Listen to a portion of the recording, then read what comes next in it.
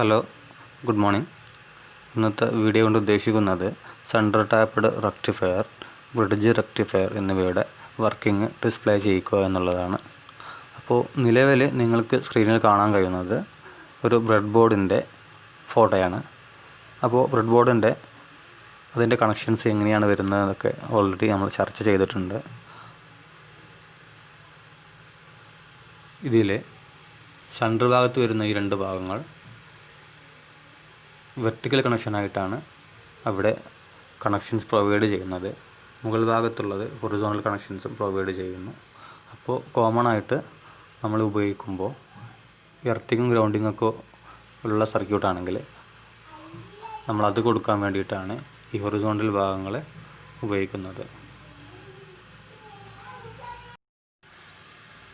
ശ്രദ്ധിക്കുക, ഇപ്പോൾ നിലവിൽ നിങ്ങൾക്ക് സ്ക്രീനിൽ കാണാൻ കഴിയുന്നതാണ് സെൻട്രൽ ടാപ്ഡ് റെക്ടിഫയറിൻ്റെ ബ്രെഡ് ബോർഡിൽ എങ്ങനെ കണക്ട് ചെയ്യുക എന്നുള്ളതിൻ്റെ സ്റ്റാർട്ടിംഗ് ആണ്.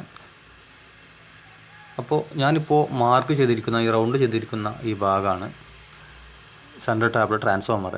അതിന് 3 ലീഡ് ഔട്ട്പുട്ടിലുണ്ടാവും, 9, 0, 9. സെക്കൻഡറിയിൽ ടാപ്പ് ചെയ്തിരിക്കുന്ന സെൻട്രൽ ഭാഗം ടാപ്പ് ചെയ്തിരിക്കുന്ന ട്രാൻസ്ഫോമറാണ് സെൻട്രൽ ടാപ്ഡ് ട്രാൻസ്ഫോമർ.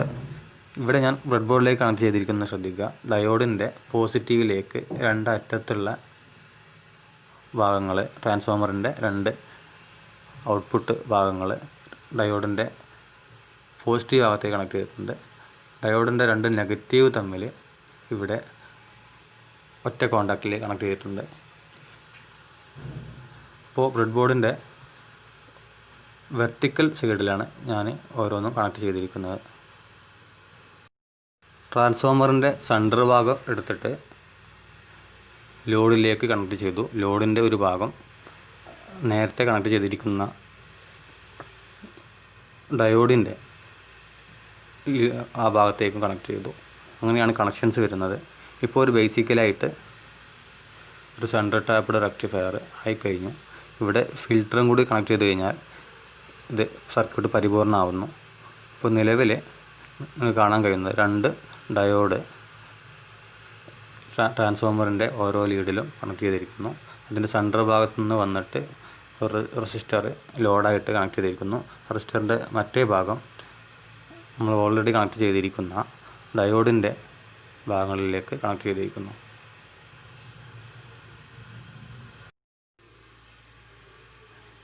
ഇതാണ് സെൻട്രൽ ടാപ്ഡ് റെക്ടിഫയറിൻ്റെ സർക്യൂട്ട് നോക്കി കഴിഞ്ഞാൽ മനസ്സിലാവും. ഈ ഭാഗം ഇതാണ് സെൻട്രൽ ടാപ്ഡ് ട്രാൻസ്ഫോമർ 909 എന്ന് രേഖപ്പെടുത്തിയിരിക്കുന്ന central tapped transformer, step down transformer. പിന്നെ D1, D2 എന്നുള്ള 2 ഡയോഡ്സ് ഉണ്ട്. അതുപോലെ ലോഡായിട്ട് 1K റെസിസ്റ്റർ ഉപയോഗിക്കുന്നുണ്ട്. പിന്നെ ഫിൽട്ടർ ചെയ്യാൻ വേണ്ടിയിട്ട് ഉപയോഗിക്കുന്നതാണ് കപ്പാസിറ്റർ, 470 മൈക്രോ ഫാരഡിൻ്റെ കപ്പാസിറ്റർ ഉപയോഗിക്കുന്നുണ്ട്. അപ്പോൾ നമ്മൾ കൊടുക്കുന്ന ഇൻപുട്ട് എന്ന 230 വോൾട്ട് AC ആണ്. ആ ACയെ ട്രാൻസ്ഫോമർ 9 വോൾട്ട് AC ആയിട്ട് കൺവേർട്ട് ചെയ്യും. അപ്പോൾ ഈ സർക്യൂട്ടിൽ നമുക്ക് ശരിക്കും ലഭിക്കുന്നത് 909 ഉള്ളത് കൊണ്ട് തന്നെ 18 വോൾട്ട് ഇവിടെ ഇൻപുട്ടായിട്ട് നമുക്ക് ലഭിക്കുന്നുണ്ട്. അപ്പോൾ സർക്യൂട്ടിൽ നമ്മൾ കൺസിഡർ ചെയ്തിരിക്കുന്നത് 9 വോൾട്ട് മാത്രമേ എടുത്തിട്ടുള്ളൂ. ഇതിൻ്റെ പീക്ക് ടു പീക്ക് 18 വോൾട്ട് ആയിരിക്കും. അപ്പോൾ ഇതാണ് നമ്മുടെ ട്രാൻസ്ഫോമറിൻ്റെ ഔട്ട്പുട്ട്, നമ്മുടെ സർക്യൂട്ടിൻ്റെ റെക്ടിഫയർ സർക്യൂട്ടിൻ്റെ ഇൻപുട്ട്. ഇവിടെ വിത്തൗട്ട് ഫിൽട്ടർ ഉപയോഗിക്കുമ്പോൾ, അതായത് കപ്പാസിറ്റർ ഇല്ലാതെ ഉപയോഗിക്കുമ്പോൾ നമുക്ക് കിട്ടിയിരിക്കുന്ന വേവ് ഫോമാണ് പൾസേറ്റിംഗ് വേവ് ഫോമാണ് ഇവിടെ കാണാൻ കഴിയുന്നത്. Pulsating DC wave form. ഇത് പ്യുവർ DC അല്ല, എങ്കിൽ പോലും ഇത് DC ആണ്.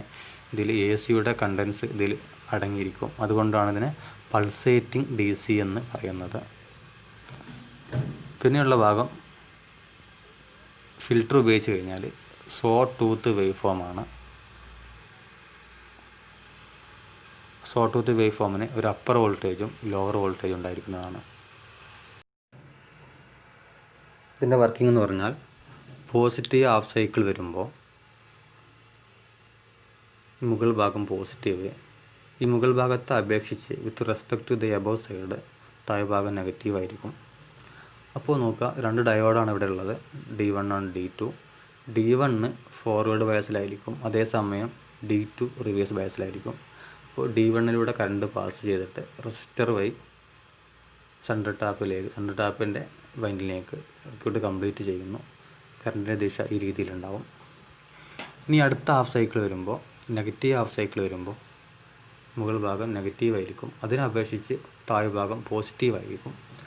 അപ്പോൾ D1 റിവേഴ്സ് ബയാസിലും D2 ഫോർവേഡ് ബയാസിലായിരിക്കും. അപ്പോൾ കറണ്ട് D2 വഴി കടന്നു ചെന്നിട്ട് റെസിസ്റ്റർ വഴി തന്നെ സർക്യൂട്ട് കംപ്ലീറ്റ് ആകുന്നു. ഇവിടെയും കറണ്ടിൻ്റെ ദിശ സെയിം ആണ്. അതുകൊണ്ടാണ് 2 സമയത്തും ഔട്ട്പുട്ടിൽ ഒരേ ദിശയിലുള്ള വേവ് ഫോം ലഭ്യമാകുന്നത്. ഫസ്റ്റത്തേത് D1 ഫോർവേഡ് ബയാസ് ആകുമ്പോൾ, രണ്ടാമത്തേത് D2 ഫോർവേഡ് ബയാസ് ആകുമ്പോൾ, മൂന്നാമത്തേത് വീണ്ടും D1 ഫോർവേഡ് ബയാസ് ആകുന്നു, D2 ഫോർവേഡ് ബയാസ് ആകുന്നു. അങ്ങനെയുള്ള വേവ് ഫോമാണ് ഇവിടെ കാണാൻ കഴിയുന്നത്. ഇനി അവസാനത്തെ സെക്ഷനാണ് സോ ടൂത്ത് വേവ് ഫോം. ഇവിടെ അതിന് അപ്പർ വോൾട്ടേജ് എന്ന ഭാഗമുണ്ട്, ലോവർ വോൾട്ടേജ് ഉണ്ട്.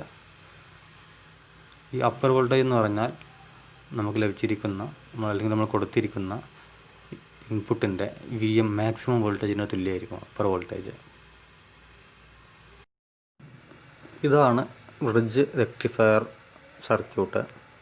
അപ്പോൾ ഇവിടെ സെൻട്രൽ ടാപ്പിൽ നിന്ന് വ്യത്യസ്തമായിട്ട് സെൻട്രൽ ടാപ്പിയുടെ ട്രാൻസ്ഫോമറിൻ്റെ ആവശ്യം ഇവിടെ ഇല്ല. പക്ഷേ ഇവിടെ 4 ഡയോഡ്സ് ഉപയോഗിക്കുന്നുണ്ട്, D1, D2, D3, D4. അവ ഒരു ബ്രിഡ്ജ് നെറ്റ്വർക്ക് രൂപത്തിലാണ് കണക്ട് ചെയ്തിരിക്കുന്നത്. ലോഡായിട്ട് 1K റെസിസ്റ്ററും ഫിൽട്ടർ ചെയ്യാൻ വേണ്ടി കപ്പാസിറ്റർ ഉപയോഗിക്കുന്നു. അപ്പോൾ ഇതിൻ്റെ ഒരു മെറിറ്റ് എന്ന് പറഞ്ഞാൽ ഇവിടെ സെൻട്രൽ ടാപ്പ്ഡ് ട്രാൻസ്ഫോമർ എന്നുള്ളൊരു ഡിവൈസിൻ്റെ ആവശ്യം ഇവിടെ ഇല്ല. അപ്പോൾ സെൻട്രൽ ടാപ്പ് ട്രാൻസ്ഫോമറിൽ നിന്ന് ഇതിനെ വ്യത്യസ്തമാക്കുന്നത് സെൻട്രൽ ടാപ്പിനും ബ്രിഡ്ജിനും ഒരേ ഔട്ട്പുട്ടാണ് ലഭിക്കുമെങ്കിലും നമ്മൾ കൊടുക്കുന്ന ഇൻപുട്ട് സെൻട്രൽ ടാപ്പിനെ അപേക്ഷിച്ച് പകുതി ആണ് ബ്രിഡ്ജിൽ കൊടുക്കുന്നത്. കാരണം സെൻട്രൽ ടാപ്പിൽ നമ്മൾ 18 വോൾട്ട് കൊടുത്തു കഴിഞ്ഞാൽ മാത്രമേ നമുക്ക് ഔട്ട്പുട്ടായിട്ട് 9 വോൾട്ട് ലഭിക്കുകയുള്ളൂ. പക്ഷേ ഇവിടെ കൊടുക്കുന്നത് 9 വോൾട്ടാണ്, ലഭിക്കുന്ന DC-യും 9 വോൾട്ടാണ്. പക്ഷേ ഈ സർക്യൂട്ടിൻ്റെ ഒരു ഡീമെറിറ്റ് എന്ന് പറഞ്ഞാൽ ഇവിടെ ഒരു ബ്രിഡ്ജ് നെറ്റ്വർക്ക് ഉണ്ട്. അപ്പോൾ ബാക്കിയുള്ള റെക്ടിഫയറിനെ അപേക്ഷിച്ച് ഈ സർക്യൂട്ട് കുറച്ച് കോംപ്ലിക്കേറ്റഡ് ആണ്. ബ്രിഡ്ജ് നെറ്റ്വർക്ക് കണക്ഷൻ ചെയ്യുമ്പോൾ കൺഫ്യൂഷൻ കാര്യങ്ങളുണ്ടാവാൻ സാധ്യതയുണ്ട്. ഇതിൻ്റെ വർക്കിംഗ് എന്ന് പറയുന്നത്, ആദ്യം പോസിറ്റീവ് ഹാഫ് സൈക്കിൾ വരുമ്പോൾ ട്രാൻസ്ഫോമറിൻ്റെ മുകൾ ഭാഗം പോസിറ്റീവ്, അതിനപേക്ഷിച്ച് താഴെ ഭാഗം നെഗറ്റീവ് ആയിരിക്കും. അപ്പോൾ ഡയോഡ് D1 ഫോർവേഡ് ബയാസാണ്, അതേസമയം D4 റിവേഴ്സ് ബയാസ് ആയിരിക്കും. D1 forward ബയാസാണ്, D2 reverse ബയാസാണ്. അപ്പോൾ D1 വരുന്ന കറണ്ട് ഈ ലോഡ് വഴി ഇവിടെ എത്തിയിട്ട് പിന്നെ D3 ആണ് അവിടെ ഫോർവേഡ് ബയാസ് ഉള്ളത്. D3 വഴി എന്ത് ചെയ്യും, സർക്യൂട്ട് കംപ്ലീറ്റ് ആവുന്നു. അപ്പോൾ ഒരേ സമയം D1ഉം D2ഉം വർക്ക് ചെയ്തിട്ട് നമുക്കിങ്ങനൊരു വേവ് ഫോം അവിടെ ലഭ്യമാവുന്നു. ഇനി അടുത്ത വേവ് ഫോമിൽ നെഗറ്റീവ് ഹാഫ് സൈക്കിൾ വരുമ്പോൾ മുകൾ ഭാഗം നെഗറ്റീവ് ആയിരിക്കും, അതിനപേക്ഷിച്ച് താഴെ ഭാഗം പോസിറ്റീവ് ആയിരിക്കും. അപ്പോൾ D2 എന്നുള്ളൊരു ഡയോഡ് ഫോർവേഡ് ബയാസ് ആയിരിക്കും, അതിലൂടെ കടന്നു പോയിട്ട് റെസിസ്റ്റർ വഴി തിരിച്ചു പോയി വരുന്നു. അത് D4 കടന്നു പോയിട്ട് സർക്യൂട്ട് കംപ്ലീറ്റ് ആവുന്നു. അപ്പോഴും കറണ്ടിൻ്റെ ഡയറക്ഷൻ 2 സമയത്തും ഒരേപോലെ തന്നെയാണ്. അപ്പോൾ ഇവിടെ നിലവിൽ D2, D4 എന്നീ ഡയോഡുകൾ വർക്ക് ചെയ്തിട്ട് നമുക്ക് ഇങ്ങനെ ഒരു വേവ് ഫോം ലഭിക്കുന്നു, പൾസേറ്റിംഗ് വേവ് ഫോം ലഭിക്കുന്നു. പിന്നെ ഫിൽട്ടർ വെച്ച് കഴിഞ്ഞാൽ അതിൻ്റെ VMലേക്ക് കപ്പാസിറ്റർ ചാർജ് ആവുകയും സഡൻ ചാർജിങ് ആണ്, ഡിസ്ചാർജിങ് സ്ലൈറ്റ്ലി ഡിസ്ചാർജിങ് ആണ്. അത് 0 എത്തുന്നതിന് മുമ്പ് വീണ്ടും എന്ത് ചെയ്യും, VMലേക്ക് ചാർജ് ആവും. ആ VM ആണ് അപ്പർ വോൾട്ടേജ് കാണിച്ചിരിക്കുന്നത്. വീണ്ടും ഡിസ്ചാർജ് ചെയ്ത് തുടങ്ങും, വീണ്ടും ചാർജിങ് ആവും, വീണ്ടും ഡിസ്ചാർജിങ് ആണ്. ഇതിങ്ങനെ റിപ്പീറ്റ് ചെയ്യുമ്പോൾ നമുക്ക് ലഭിക്കുന്നത് ഒരു സോ ടൂത്ത് രൂപത്തിലുള്ള വേവ് ഫോമാണ്. അപ്പോൾ സെൻട്രൽ ടാപ്ഡ് ആയാലും ബ്രിഡ്ജ് റെക്ടിഫയർ ആയാലും അതിൻ്റെ വേവ് ഫോംസ് ഏകദേശം സെയിം ആണ്. പക്ഷേ ബ്രിഡ്ജ് റെക്ടിഫയറിൻ്റെ ഒരു മേന്മ എന്ന് വെച്ചാൽ ഇതിന് കൊടുക്കുന്ന ഇൻപുട്ട് അതേ തോതിലുള്ള ഔട്ട്പുട്ട് നമുക്ക് ലഭിക്കുന്നു. പക്ഷേ സെൻട്രൽ ടാപ്ഡിന് കൊടുക്കുന്ന ഇൻപുട്ടിൻ്റെ പകുതിയായിട്ടുള്ള ഔട്ട്പുട്ട് നമുക്ക് ലഭിക്കുന്നുള്ളൂ.